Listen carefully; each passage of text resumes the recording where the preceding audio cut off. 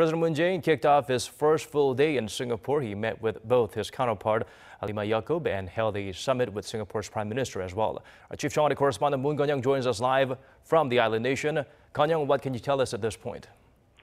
Well, Daniel, we're just learning of the closed-door dialogue between the two leaders, three leaders, in fact, in the security situation in the Korean Peninsula, especially in the wake of the historic North Korea-U.S. summit between Kim Jong-un and Donald Trump in Singapore on June 12th. Now, this is according to a statement released by Seoul's top office.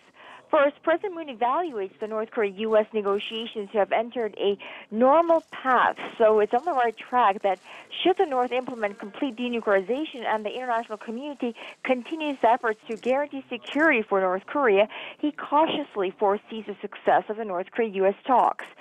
Now, the South Korean leader, however, did acknowledge that working-level talks to draw up implementation measures of the two leaders' agreement will not be an easy process and may take a long time, as witnessed by U.S. Secretary of State Mike Pompeo's visits to North Korea.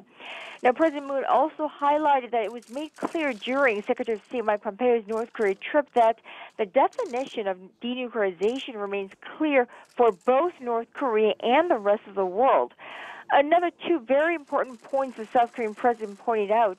One, Mr. Moon's assessment of Pyongyang's foreign ministry's criticism of the U.S.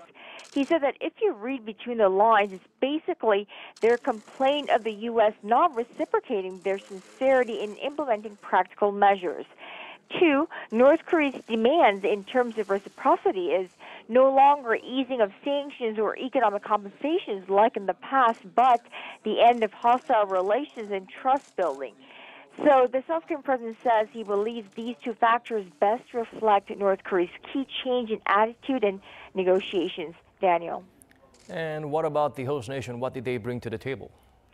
Well, of course, both President Halimah Yacob and Prime Minister Lee, they said that Singapore will continue to work with South Korea and the international community to achieve lasting peace, stability, and the complete denuclearization of the Korean Peninsula. Daniel.